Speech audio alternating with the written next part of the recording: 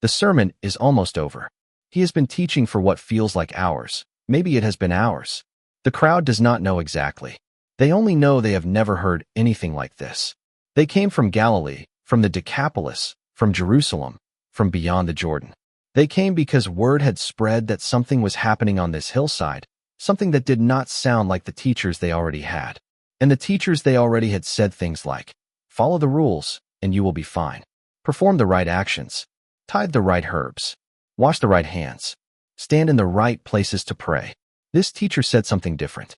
He said the rules were not deep enough. He said anger at your brother was the same family as murder. He said looking at a woman with hunger in your chest was already a betrayal. He said that when you give to the poor and need someone to see you doing it, you have already collected your reward, and it is the only one you will get. He said you cannot serve two masters. He said do not worry about tomorrow. He said stop judging the speck in someone else and oppose. While a plank sits in your own. 6 chapters of the heart. And now, at the end of it all, he does not say, well done, you have heard something interesting. He does not say, go home and think about this. He does not say, consider the options before you. He points, end quote, enter through the narrow gate, end quote. That is how the Sermon on the Mount ends. Not with an invitation to admire, not with a suggestion, with a command. One verb, present tense, active, enter. And before we go any further, I need to tell you about a man who appears a few verses later in this same chapter, a man who stands before Jesus on the last day and calls him Lord. Twice, end quote. Lord, Lord, end quote. And Jesus looks at him and says, I never knew you. Depart from me. We will get to that man. But not yet. Because first you need to understand what gate he missed and why he missed it while carrying a full vocabulary of religious language. This is not a language puzzle for seminary students. This is not a word study for scholars who read ancient texts on Saturday mornings. This is not trivia about a dead dialect. This is a command from the mouth of Jesus Christ, spoken on a hillside in Galilee to a crowd of ordinary people, farmers, fishermen, tax collectors, mothers, soldiers, and it has been pressing against every human chest ever since. The Greek word Matthew records for narrow is stenos. It means tight, compressed, restricted, without room to spare. The same root gives English the word in quote, stenosis in quote. What doctors say when a blood vessel or a heart valve narrows to the point where passage becomes difficult, even dangerous. Jesus is not saying the gate is hidden. He is not saying it is obscure. He is saying it is tight. It presses. You cannot walk through it carrying everything you brought. Something has to go. And he says that most people will not go through it. End quote. Wide is the gate and broad is the road that leads to destruction, and many enter through it. End quote. The Greek word for broad is plaides. Spacious. Room for everything. Room for your pride and your comfort and your carefully curated version of spirituality that never quite asks you to surrender the thing you are holding most tightly. Room for religious language that sounds like faith but has never become obedience. Room for the version of yourself you have decided God should be grateful to have. The wide gate is comfortable. That is its entire appeal. And Jesus says, most people choose it. Stay with me, because what he says next changes everything. To understand why Jesus ends with a gate, you have to go back to where he began. Matthew chapter 5, verse 1. Jesus sees the crowds. He goes up on a mountain. He sits down. His disciples come to him, and he opens his mouth and begins to teach. That detail, he sits down, is not incidental. In the first century, a rabbi who sat down to teach was not resting. He was assuming the posture of authoritative instruction. Standing teachers gave announcements. Sitting teachers gave rulings.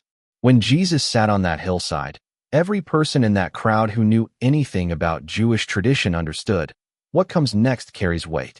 And what came next was unlike anything they had ever heard from a seated teacher. He did not begin with the law. He began with the poor in spirit, the mourning, the meek, the hungry, the merciful, the pure in heart, the peacemakers, the persecuted. He began with the people nobody and Apos. Religious system was rewarding. He said, the kingdom belongs to them. Then he went deeper. End quote. You have heard it said, but I say to you. End quote. 6 times he uses that phrase. 6 times he reaches beneath the surface behavior and exposes the condition of the heart underneath. You have heard that murder is forbidden. But I say to you, The anger you are nursing in your chest is already in the same territory.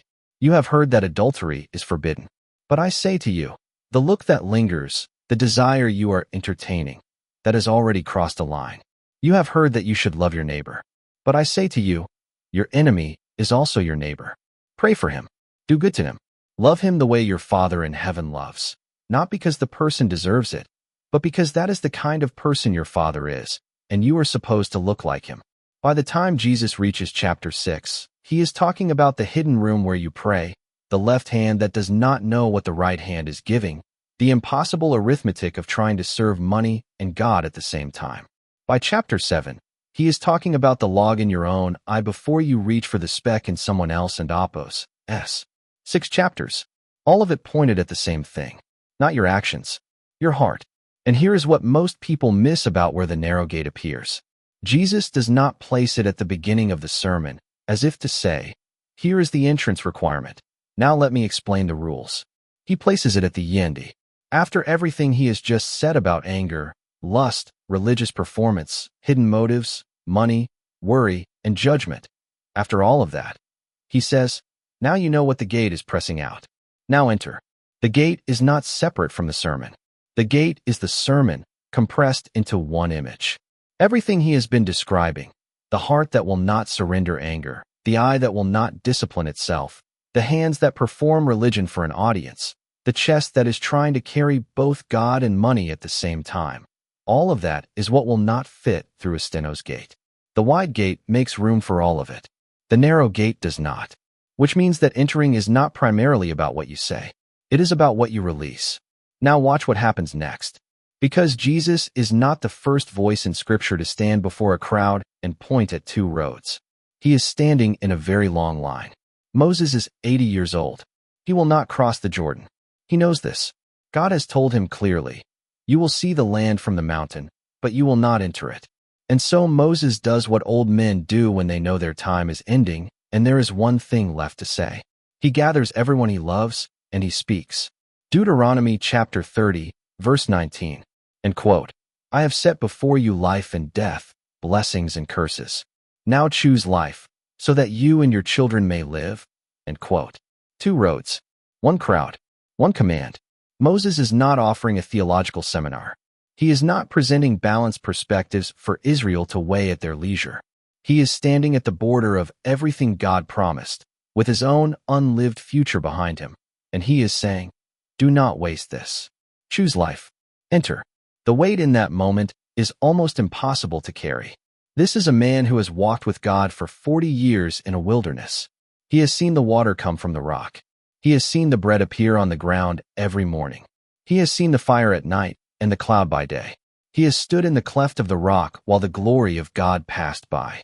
And after all of that, after 40 years of watching God keep every promise, he still has to say to the people he loves, choose. Because they could still not choose it. Because the wide road runs through the wilderness too. That grief is ancient. It is also current. Here in Apos, what in Apos, remarkable, the 2-road pattern in Scripture is not pessimism. It is not God being stingy with salvation or difficult for the sake of difficulty. Every time God sets 2 roads before his people, he tells them which road leads to life. He is not hiding it. He is not making them guess. Moses does not say, figure it out yourselves. He says, choose life. Jesus does not say, good luck with the gates. He says, enter through the narrow one. Psalm 1 opens the entire book of Psalms, 150 songs, the prayer book of Israel, with the same image. 2 ways. 1 person who plants himself like a tree beside a river, whose roots go down into the water of the law of God, who does not wither. And 1 person who is like chaff, weightless, without root, driven by whatever wind is currently blowing. The psalmist is not cruel about the chaff. He is not mocking. He is grieving. Because chaff was once grain. It was once something real and nourishing. It only becomes weightless when it is separated from what gave it substance. That is what the wide road does over time. It does not feel like loss. It feels like freedom. It feels spacious. There is room for everything you want to carry. But slowly, quietly, the things that gave you weight, conviction, surrender, the daily friction of obedience, those things drift away. And you become something the wind moves. Jesus has read Psalm 1. Jesus has heard Moses. And now he stands on his own mountain, and he points to the gate, and he says the same thing they said, with one addition. He does not just point at the gate. In the Gospel of John, he says, I am the gate. We will get to that. But first, let us look at what the wide gate makes room for, because it is not what most people expect. We have seen the gate. We have heard Moses name the same two roads 1,000 years before Jesus stood on that hillside. We have watched the psalmist grieve over the chaff that was once grain. Now we need to look more carefully at the wide gate, at what it carries, at what it promises, and at why it is far more dangerous than it first appears. Because the wide road is not mainly populated by people who rejected God. Some of them are carrying Bibles. If this kind of study is useful to you, if going deep into the text, past the surface and into the weight of what Scripture is actually saying, is something you want more of, subscribe. There is more coming. And if something in the first part of this video already pressed on something in your own chest, leave a comment. I read them. You are not alone in what you are feeling. Now, back to the gate. Here is what the wide gate is not. It is not a gate for obvious rebels. It is not a gate for people who openly despise God and say so loudly. Those people exist, and Jesus knows it, but they are not the ones he is warning in Matthew chapter 7. The people he is warning are standing on a hillside listening to a sermon. They have come to hear about God. They are using religious vocabulary. They are, by every external measure, the kind of people who are interested in the things of God. And he is telling them, the wide gate has a lane for you too. This is the part of Matthew 7 that is hardest to sit with. The wide road is not mainly an irreligious road. It is a road that can learn the language of religion without ever coming under its authority. It can learn to say the right words, attend the right gatherings, perform the right visible behaviors, and never once pass through the gate that presses. Jesus makes this explicit immediately after the narrow gate warning. Verse 15, end quote. Watch out for false prophets. They come to you in sheep and oppos' clothing, but inwardly they are ferocious wolves, end quote. Sheep and oppos' clothing, not wolf and oppos' clothing. Not obvious darkness dressed as darkness. Darkness dressed as light. A false prophet is not someone who walks into your gathering with a sign that says, I am here to destroy you. A false prophet looks, sounds, and moves like a shepherd. He uses the vocabulary of the flock. He knows the songs. He knows which phrases make people feel safe. And he leads, gently, gradually, with great warmth, away from the narrow gate and toward the spacious one, because the spacious one is where he lives, and he has learned to call it home. Here in Oppos, that's the part nobody tells you. Jesus does not say false prophets are rare. He says watch out for them, which implies they are present, they are active, and they are not always easy to spot. The test he gives is not theological precision. It is fruit. What does this road actually produce in a life over time? Does it produce the character of the kingdom, mercy, purity of heart, peacemaking, the willingness to be persecuted for righteousness? Or does it produce a life that looks religious on the surface and runs on self-interest underneath? You do not need a seminary degree to read fruit. You need honesty. And honesty is one of the things the narrow gate requires, and the wide gate does not. Now, I need to address something carefully. For over 100 years, a story has circulated in sermons and commentaries and Sunday school classrooms about the narrow gate in Jerusalem. The story goes like this. There was a small gate in the walls of Jerusalem, sometimes called the Needle and Oppos' gate, through which a camel could only pass if it knelt down and had its load removed. The image is memorable. A camel on its knees, stripped of everything it was carrying, pressing through a tight opening into the city. It sounds like a perfect illustration of what Jesus means. There is one problem. There is no reliable archaeological or historical evidence that this gate existed. The story appears to have entered popular preaching in the 19th century, likely through a travel writer and Oppos' account of Jerusalem, and from there it spread into pulpits across the Western world because it was simply too vivid to resist. Origen and John Chrysostom, two of the most careful readers of the New Testament in the early centuries of the Church, both interpreted Jesus and Oppos' camel and needle image in Matthew 19 as hyperbole for something humanly impossible. Neither of them mentions a literal gate. I am not telling you this to be difficult. I am telling you this because Matthew 7 does not need the legend. The legend actually softens what Jesus is saying.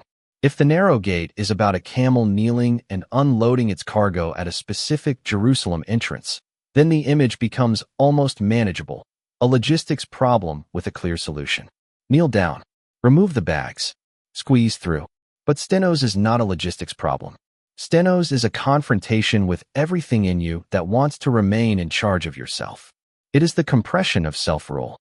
It is the moment where you discover that you cannot bring your pride through this opening, cannot bring your carefully negotiated version of discipleship, cannot bring the idol you have been carrying in one hand while reaching for God with the other. The gate is not asking for your baggage. It is asking for yourself. That is a harder thing than unloading a camel. And here is what makes it genuinely frightening, not in a theatrical way, but in the way that a Dr. and Apos' honest words are frightening, because they are true and they concern you specifically. The wide gate does not announce itself as the wrong gate. It does not have a sign. It does not feel like rebellion. For many people, it feels like relief. It feels like the version of faith that finally makes sense because it does not ask too much. It keeps God in the picture. God is still there. God is still spoken of warmly. God is still thanked at meals and mentioned in moments of gratitude. But God is no longer the authority over the hidden rooms of the heart. God is the background. You are still the one in charge of the things that matter most: your money, your appetites, your private life, your actual priorities. The wide gate says, you can have both. And for a season, it even feels like you do. But Jesus says, you cannot serve two masters. He said it 3 chapters before he said enter. He was not making a suggestion. He was describing reality. The heart does not divide its ultimate loyalty. It gives it to one thing. And eventually, not immediately, but eventually, what that one thing is becomes visible in the fruit. Paul understood this. Writing to the church in Philippi from a prison cell, he describes people whose God is their stomach, whose glory is their shame, whose mind is set on earthly things. And he says he writes about them weeping. Not angry, weeping, because they are on the broad road and they are using the language of the narrow one, and they do not know it, or they have decided not to know it, which is a different kind of tragedy.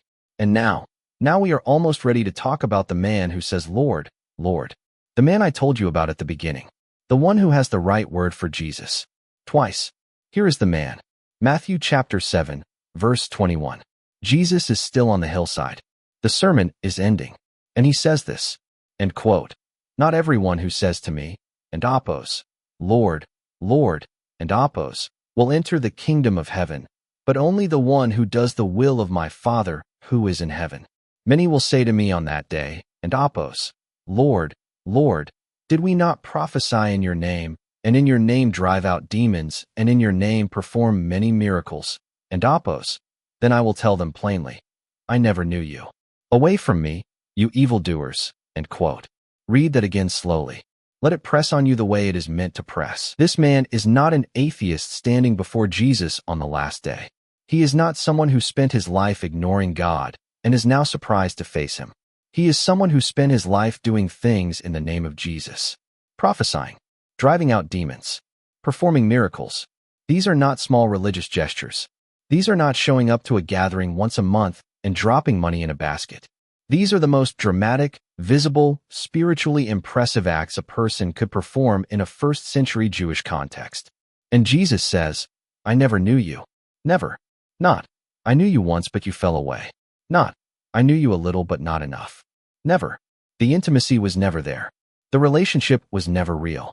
The works were real, apparently. The words were real, Lord, Lord, twice, with confidence. But underneath the words and the works, there was no surrender. There was no one who had passed through the gate that presses. There was a very impressive, very religious person who had found a way to do the things of God while remaining in the most important room of the heart, the Lord of their own life. This is not a story about a monster. This is not a warning about someone obviously evil. This is a warning about someone who looked, from the outside, like one of the most committed people in the room. That is why Jesus places it here. That is why it ends the sermon. Because everything he has said for 6 chapters, about the heart beneath the action, about the motive beneath the gift, about the master beneath the service, all of it was aimed at this moment. The man who says, Lord, Lord walked through the wide gate. He walked through it confidently. He walked through it with a full vocabulary of faith and a resume of spiritual activity. And on the other side of the wide gate, he built a life, a religious life, an impressive life, on sand. The storm came, and it fell. Now I want to take you somewhere else. Out of 1st century Galilee and into 20th century Germany. Because what Jesus describes in Matthew 7, a man named Dietrich Bonhoeffer watched happen to an entire nation and Oppos' church, and it cost him everything to say so. Bonhoeffer was a German pastor and theologian. In the 1930s, as the Nazi regime rose to power, the majority of the German church made a choice. They chose the wide gate. Not in those words. Not consciously, perhaps, but they chose the version of Christianity that preserved their comfort, their social standing, their institutional survival. They chose the faith that did not press too hard against the powers of the age. They wrapped it in the language of God and the flag of their nation, and they called it faithfulness. Bonhoeffer watched this, and he wrote a book. He called it The Cost of Discipleship. And in it he named what the German church had chosen with a phrase that has never stopped being true: cheap grace. Cheap grace is the grace we bestow on ourselves. It is the preaching of forgiveness without repentance. It is the gate that looks like the narrow gate, but has been quietly widened so that you do not have to release anything to pass through it. You keep your pride. You keep your allegiances. You keep the things you have decided are non-negotiable. And you call it grace. Bonhoeffer did not choose that gate. He chose the narrow one. He joined the resistance. He was arrested in 1943. He spent 2 years in Nazi prisons, writing letters and papers that would outlast every person who imprisoned him. On April 9, 1945, just 2 weeks before the war in Europe ended, he was hanged. The last report of him comes from a fellow prisoner, a British officer named Payne Best, who wrote that on the morning of his execution, Bonhoeffer led a short worship service in the cell. He prayed. He spoke. And then the guards came. Payne Best watched him walk to the gallows and wrote. He had never seen a man die so entirely submissive to the will of God. He entered. All the way. To the end. And here is the thing about Bonhoeffer that I do not want you to miss. He was not a superhero. He was not a man without fear. His letters from prison show a man who struggled, who questioned, who felt the weight of what his choices had cost him. The narrow road did not feel triumphant every day. Some days it felt like a prison cell with no window. But he had passed through the gate. He had released what the gate required.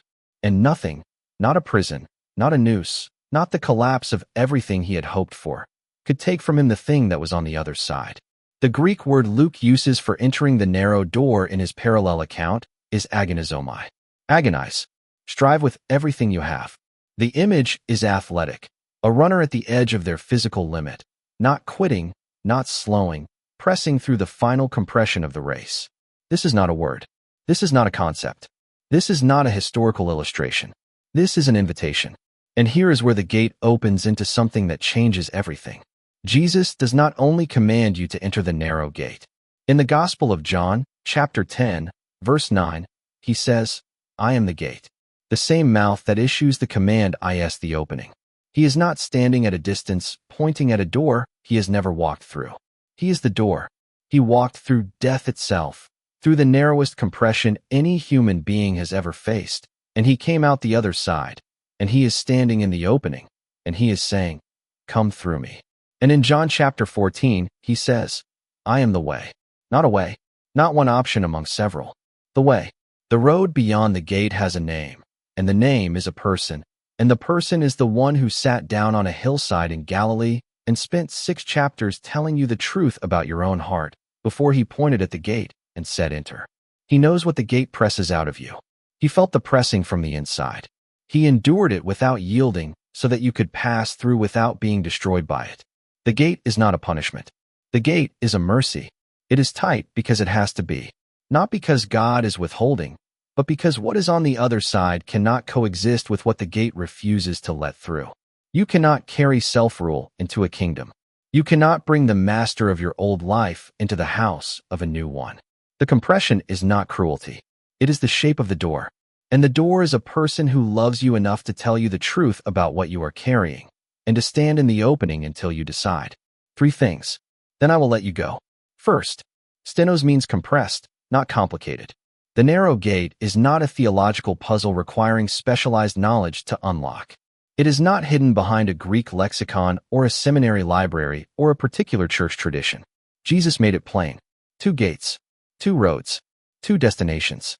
The narrow gate is tight because it refuses to make room for the things that cannot enter the kingdom with you. That is not obscurity. That is mercy wearing an honest face. Second, the wide gate is not mainly for people who have rejected God. It has a lane, a wide, comfortable, well-traveled lane, for people who have adopted the language of faith without submitting to its authority. The man who says, "Lord, Lord," is not a cartoon villain.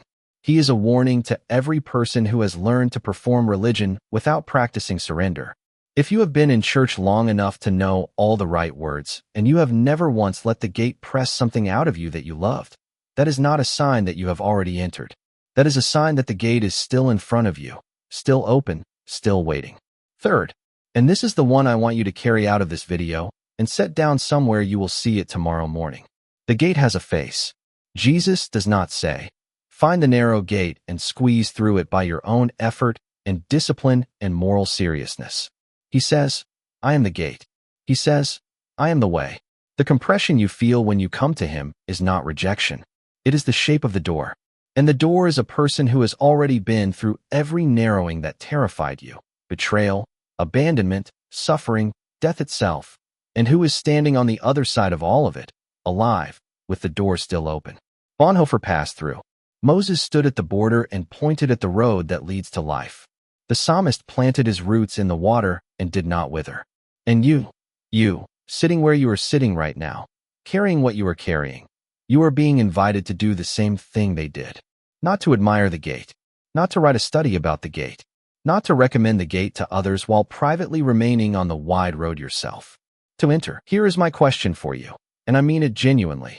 Leave your answer below because I will read it. What has the wide road offered you that was hardest to let go of? What did the gate press on when you first came to it? Tell me. Because the answers in the comments on a video like this are sometimes the most honest thing on the internet, and honesty is where this always begins. The gate is still open. His name is Jesus. He is the way, and he is still saying, to you, today, in whatever room you are sitting in, with whatever you are holding, the same word he said on a hillside in Galilee to a crowd of ordinary people who had never heard anything like it. Enter.